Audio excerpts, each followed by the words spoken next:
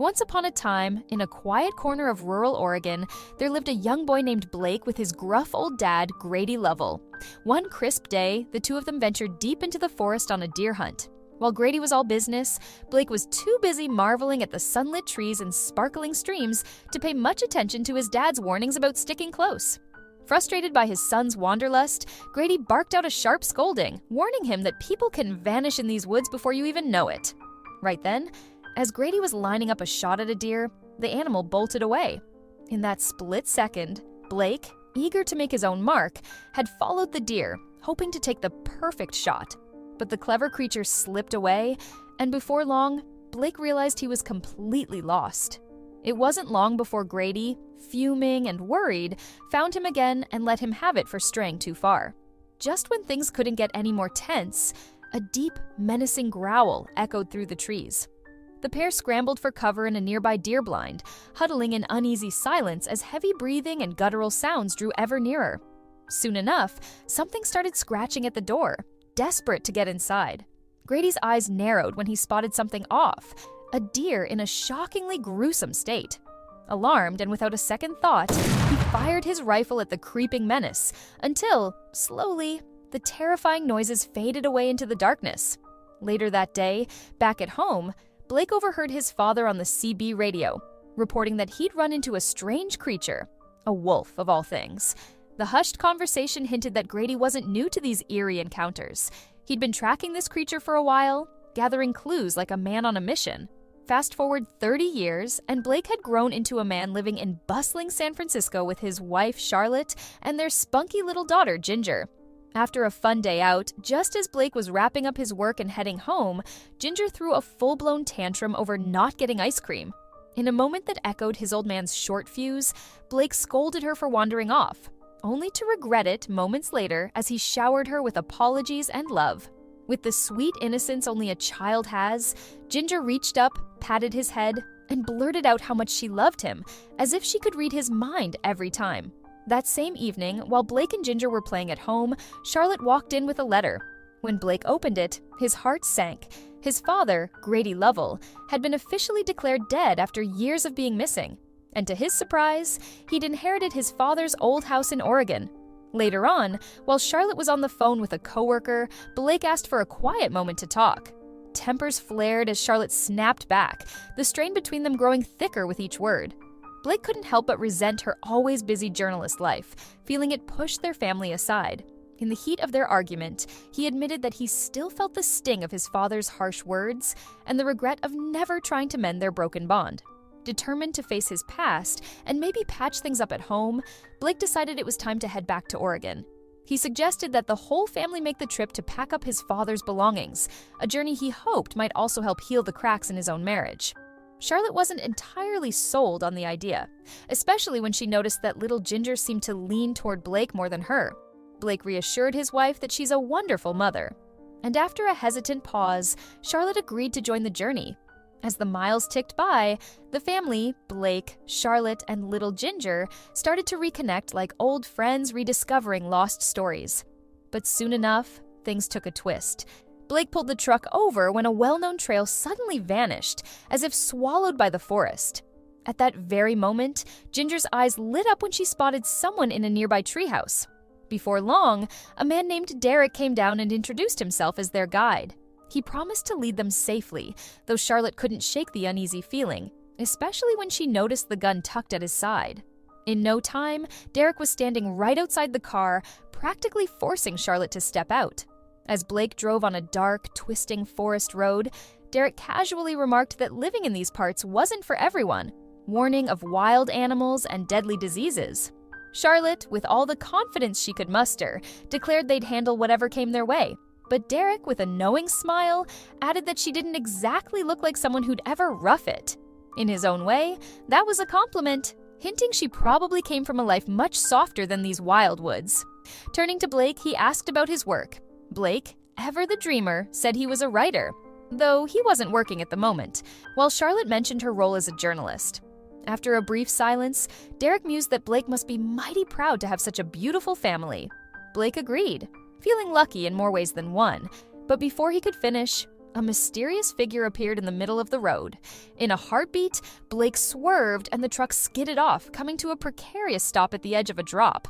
Amid the chaos, Derek tumbled through the car door as he tried to escape. Quick as lightning, Blake called out for Charlotte and Ginger to get to safety. And then it happened. A creature, resembling a werewolf, burst from the shadows through the windshield.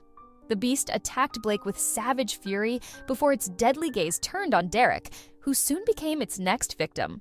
Barely escaping the monstrous assault, Blake scrambled back up and helped his family jump from the truck.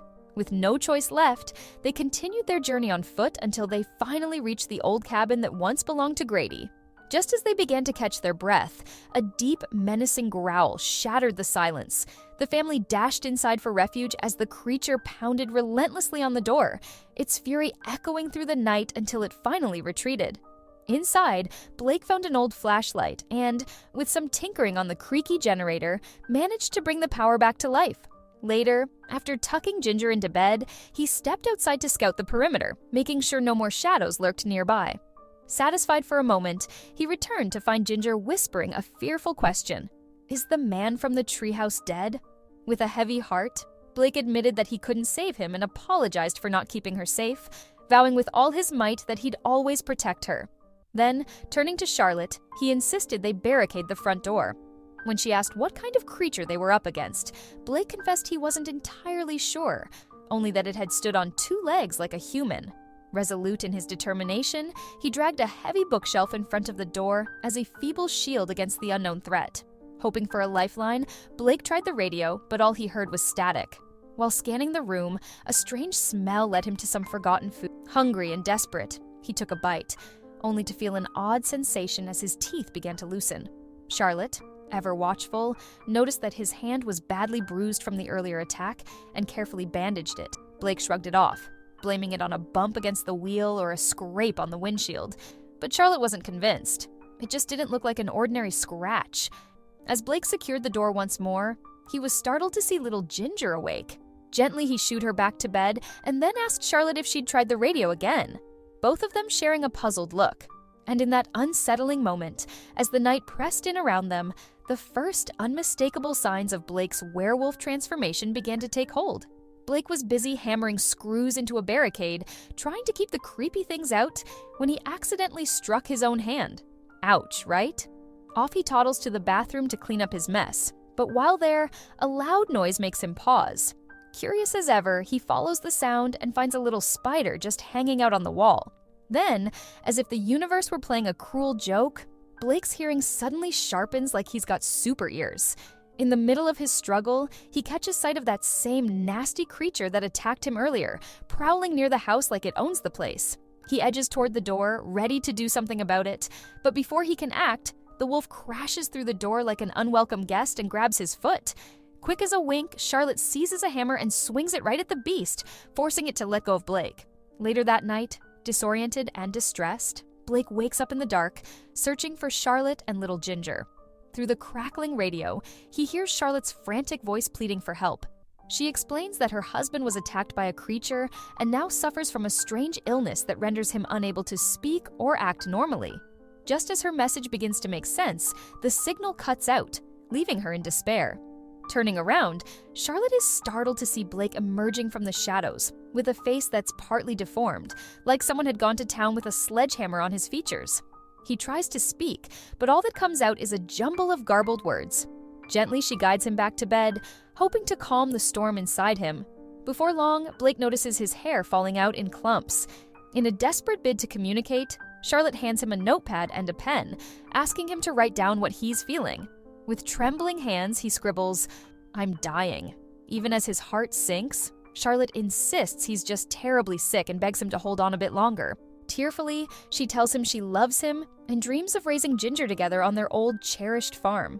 A life that once seemed magical, but poor Blake, caught in the grip of his transformation, can't quite grasp her words.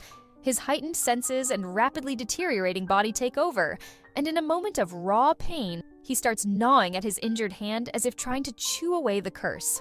Time isn't on their side, though. Determined to escape the nightmare, Charlotte snatches up the car keys and tries to jumpstart their escape ride. The engine roars to life, but their plan is thrown into chaos when a werewolf emerges from the darkness and gives chase. The family scrambles to abandon the car, clambering up a ladder to a nearby structure, hoping to shake off the relentless beast. As the wolf tears down the roof in hot pursuit, Blake signals for Charlotte and Ginger to head back to the house while he leaps down to distract the creature. Inside, little Ginger begs her mom to go back for Blake, but Charlotte reassures her that he's doing everything he can to protect them. Soon enough, Blake returns, now even more monstrous in appearance, though still carrying faint echoes of the man he used to be. As he approaches, Charlotte stands her ground, convinced deep down that he wouldn't harm her. Then, in a twist of fate, the fully transformed werewolf suddenly attacks Blake. With no time to think, Charlotte intervenes by plunging a knife into the beast to protect him, quickly securing Ginger in a safe corner. While she faces the wolf herself, Blake battles the creature in a desperate struggle. After the dust settles, Blake discovers the unthinkable. The creature he just vanquished was none other than his own father, Grady, confirmed by the unmistakable tattoo on its arm. Devastated by this horrible revelation, Blake flees outside where his transformation into a full-blown werewolf reaches its terrifying peak. With long, jagged claws, glowing eyes, and a mournful howl that echoes through the night, he finally succumbs to the curse, losing his humanity entirely. Shaken to the core, Charlotte gently explains to Ginger that the creature Blake killed was her grandfather, a man who had disappeared into the forest years ago, unknowingly passing the curse onto Blake. Their grief is interrupted by a sudden, thunderous crash that plunges the house into darkness. Outside, the monstrous form of Blake now looms, forcing Charlotte and Ginger to flee. They take refuge in a creaky barn and set a bear trap in a desperate bid to stop him. In a tragic twist, Blake steps into the trap, severing his leg as he struggles to escape, yet his relentless pursuit continues. Charlotte and Ginger eventually reach a wreckage spot where a lone gun lies on the ground. Clutching it tightly, they make a run for a nearby deer blind, only to come face to face with Blake's monstrous form looming over them. Charlotte hesitates, torn by the fact that the man she loves is now a creature of nightmares. Tearfully, Ginger pleads, "Dad, please let this end." Realizing what must be done, Blake moves closer, and with a heavy heart, Charlotte fires the gun, ending his suffering in one final tragic act. As dawn breaks, Charlotte and Ginger sit in silence, mourning the loss of a man they once knew. They gaze out at the serene beauty of the farm, a place Blake had once described as magical, a bittersweet reminder of the life they dreamed of together. And so, their story comes to a close. A tale of love, sacrifice, and the unrelenting power of a father's devotion, even when that father is forever lost to the curse.